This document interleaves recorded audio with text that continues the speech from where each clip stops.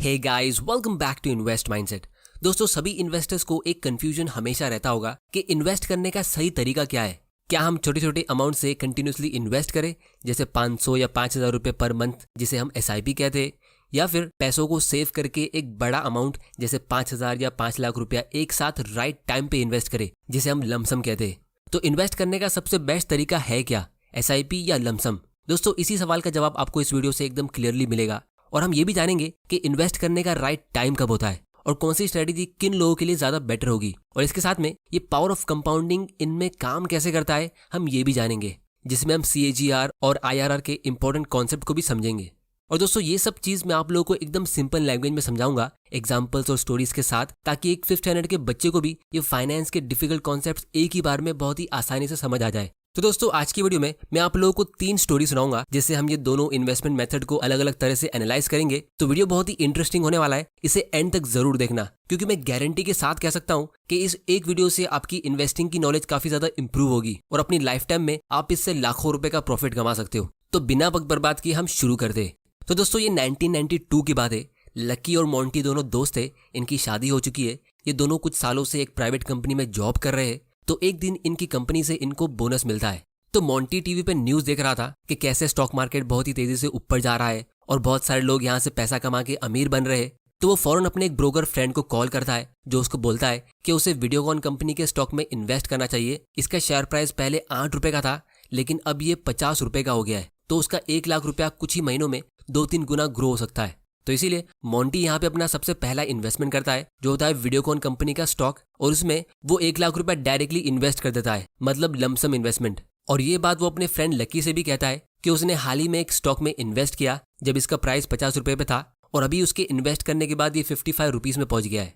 लेकिन लकी को इसमें थोड़ी सी गड़बड़ लगती है और इसीलिए वो कुछ इन्वेस्टमेंट की बुक्स रीड करता है, जिसको समझकर वो ये डिसाइड करता है कि वो एक म्यूचुअल फंड में SIP करेगा। तो लकी वहां पे 1000 रुपए की SIP सेट करता है एक सिंपल से लार्ज कैप म्यूचुअल फंड में, जिसका रिटर्न सेंसेक्स इंडेक्स जितना होता है। लेकिन दूसरी तरफ मोंटी देखता है कि उसका स्टॉक काफी स्पीड में ऊपर जा रहा है, तो ये देख के वो और ज्यादा इन्वेस्ट करने का प्लान करता है। तो लकी को देख के वो अपना दूसरा इन्वेस्टमेंट जल्दी से कर लेता है, जो होता है 2 लाख रुपए म्यूचुअल फंड में, और यहाँ पे भी वो एक साथ लमसम इन्वेस्टमेंट करता है। तो मोंटी ने अभी तक टोटल 3 लाख रुपए इन्वेस्ट कर लिए लमसम मेथड से, 1 लाख रुपए स्टॉक में और 2 लाख रुपए म्यूचुअल फंड में।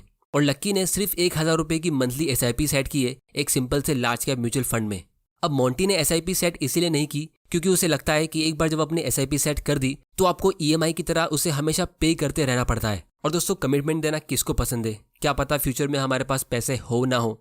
लेकिन दूसरी तरफ लक्की को ये बात अच्छे से पता थी कि SIP आप जब चाहो तब स्टॉप कर सकते हो, और जितना भी अमाउंट आपका उसमें इन्वेस्टेड होता है वो ग्रो होते रहता है। अब दोस्तों, हम फास्ट फॉरवर्ड करते और 2017 में आते, जब ये दोनों रिटायर होते।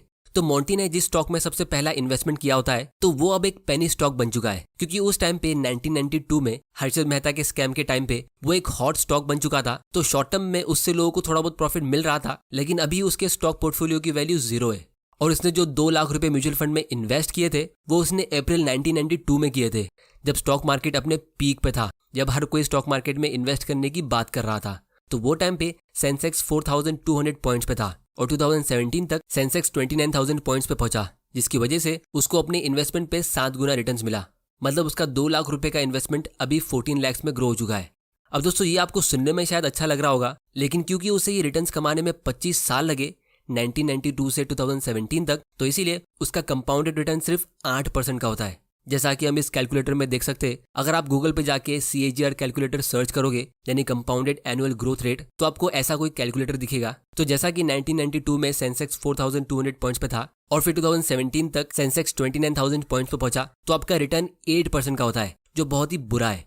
लेकिन दूसरी तरफ लक्की ने जो 1,000 रुपए की SIP सेट की थी, तो उसकी वजह से वो 25 सालों में टोटल 3 लाख रुपए अपनी तरफ से इन्वेस्ट कर लेता है, और वो 3 लाख रुपए का छोटा सा इन्वेस्टमेंट 32 लाख में ग्रो हो जाता है, जो होता है 15% का रिटर्न।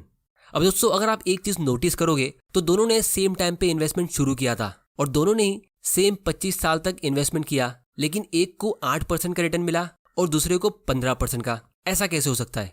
तो अगर आप लोगों से मैं एक बात यहाँ पे पूछूं कि कौन सा ऑप्शन ज्यादा बेटर है, SIP या लमसम, तो आप सभी SIP को बेस्ट ऑप्शन कहोगे। लेकिन अब हम दूसरी स्टोरी देखते हैं, जहां से हमें एक दूसरा और बहुत ही इंटरेस्टिंग नजरिया देखने मिलेगा, और फिर हम दोनों स्टोरीज के लेसन्स को एनालाइज करेंगे। तो अब हम 1992 से 15 साल आगे फास्ट फॉरवर्ड करते और 2008 में आते। इस स्टोरी में हम रॉकी और सनी से मिलते। तो रॉकी को उसके डैड 2 लाख रुपए देते एक न्यू रॉयल इनफील्ड बाइक खरीदने के लिए, और सनी को भी 2 लाख रुपए उसके डैड से मिलते। तो सनी यहाँ पे पहली फुर्सत में 1,90,000 की एक बाइक खरीद लेता है। तब उसके डैडी उससे कहते कि देख, तुझे बचे हुए 10,000 रुपये को कहीं पे इन्वेस्ट कर लेना चाहिए, और क्योंकि तेरा जॉब लग गया है तो तुझे कोई FD या SIP कर लेनी चाहिए। तो सनी यहाँ पे समझदारी के साथ एक लार्ज कैप म्यूचुअल फंड में 5,000 रुपये की SIP सेट कर लेता है।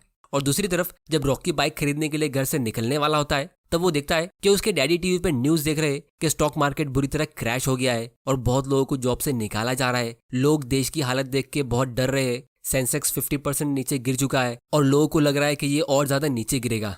अब क्योंकि रॉकी के घर पे स्टॉक मार्केट की बुक्स पहले से ही थी और उसने एक वॉरेन बफेट की लाइन भी रीड की थी कि the secret to get rich is to get greedy when everyone is fearful. तो तब रॉकी डिसाइड करता है कि वो उसका बाइक खरीदने का प्लान पोस्टपोन करेगा। फिर वो अपने मोबाइल पे थोड़ी रिसर्च करता है और अच्छे स्टॉक ढूंढने की कोशिश करता है, लेकिन उसे कुछ समझ नहीं आता है कि कौन से स्टॉक में इन्वेस्ट किया जाए। और फिर फाइनली उसके दिमाग में एक आइडिया आता है कि वो रॉयल इनफील्ड की बाइक खरीदने जा रहा था, तो क्यों ना मैं इसी कंपनी के शेयर्स की रिसर्च करूं, क्योंकि यंगस्टर्स के बीच इस बाइक का एक अलग ही क्रेज है। अब दोस्तों 10 साल पहले अगर हमें स्टॉक्स में रिसर्च करनी होती थी तो हमें कंपनी की बोरिंग PDF रिपोर्ट्स को पढ़ के समझना होता था, लेकिन अब हमारे पास ये स्टॉक स्क्रीनर्स है, जैसे ये tickertip.in, जहां से हमारा ये स्टॉक रिसर्च का प्रोसेस काफी ईजी हो जाता है। और फिलहाल इनका एक स्पेशल ऑफर चल रहा है जहां आपको 20% का डिस्काउंट मिलेगा इनके प्रो वर्जन पे, जहां हमें और ज्यादा डिटेल एनालिसिस मिलती है। तो इसकी लिंक आपको नीचे डिस्क्रिप्शन में मिल जाएगी, आप वहां जाके इसे चेक कर सकते हो। और अगर आपको स्टॉक्स में इन्वेस्ट करने के लिए एक इन्वेस्टमेंट अकाउंट ओपन करना है तो घर बैठे बैठे फ्री में अकाउंट ओपन करने की लिंक भी आपको नीचे डिस्क्रिप्शन में मिल जाएगी।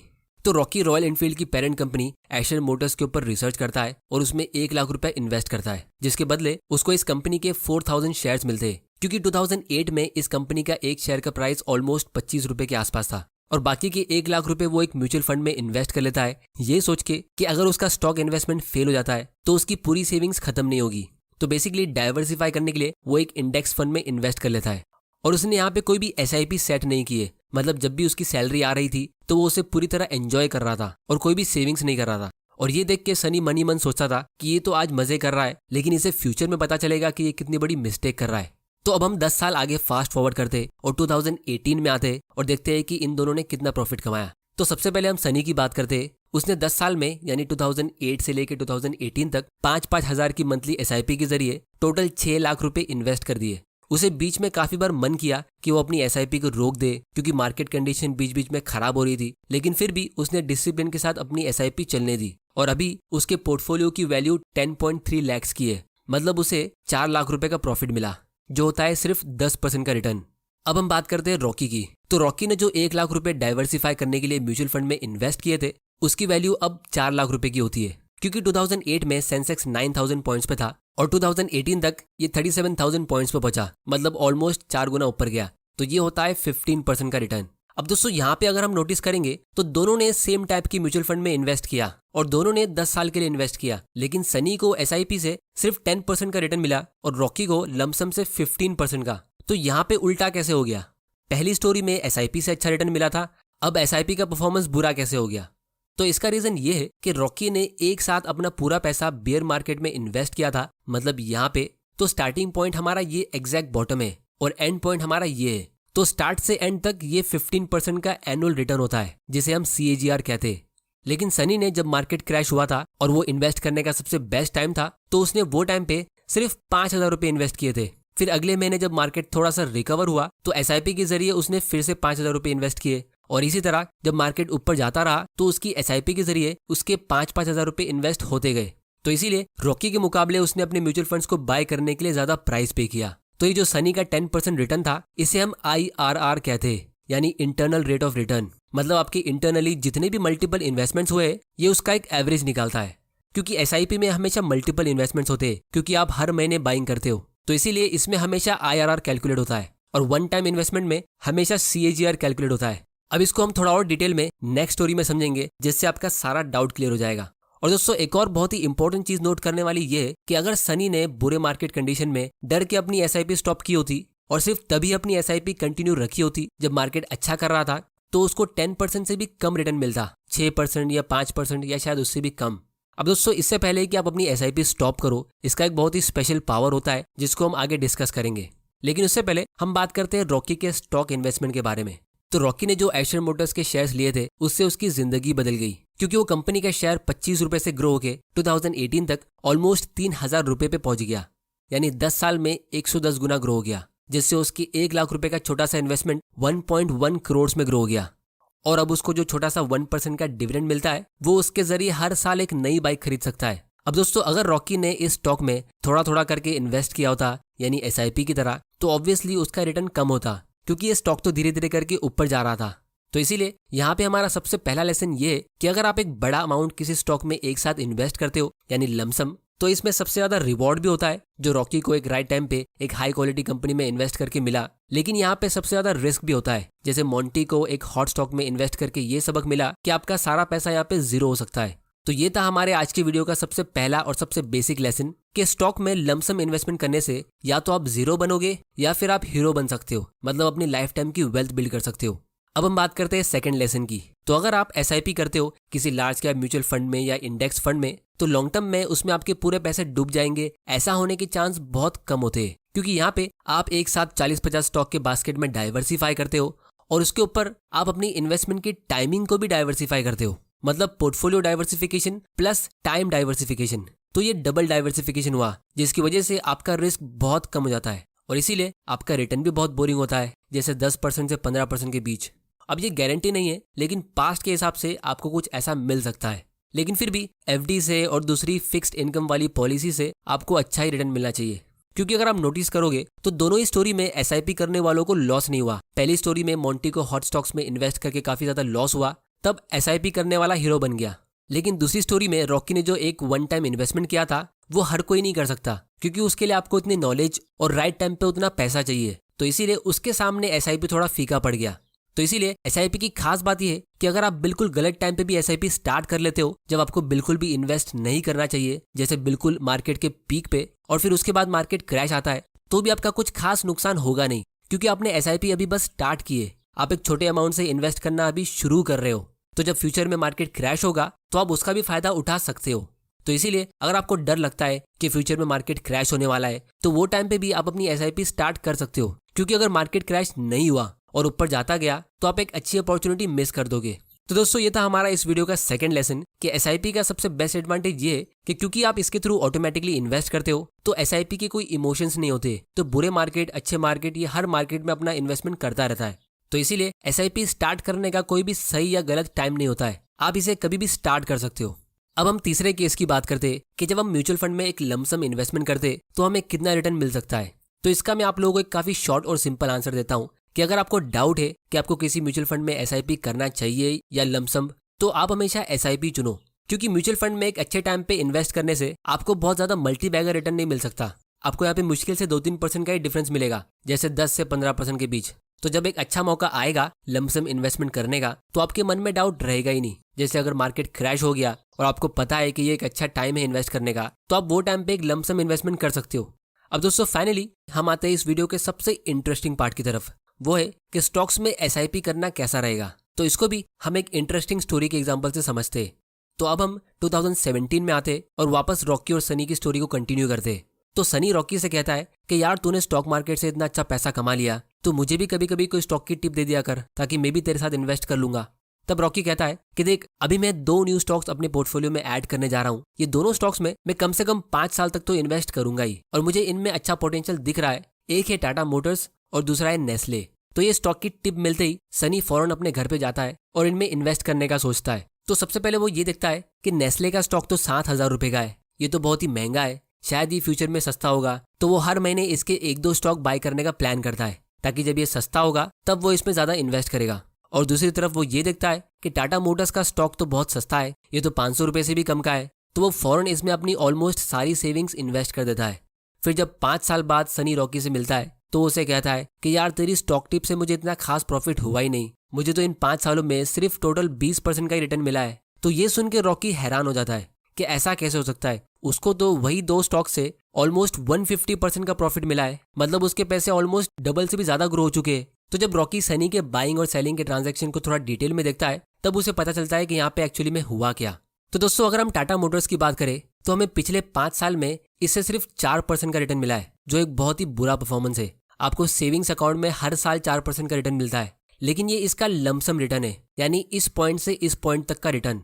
इसी स्टॉक में अगर आपने SIP की तरह इन्वेस्ट किया होता तो आपको उसी टाइम पीरियड में 100% की भी ऊपर का रिटर्न मिलता।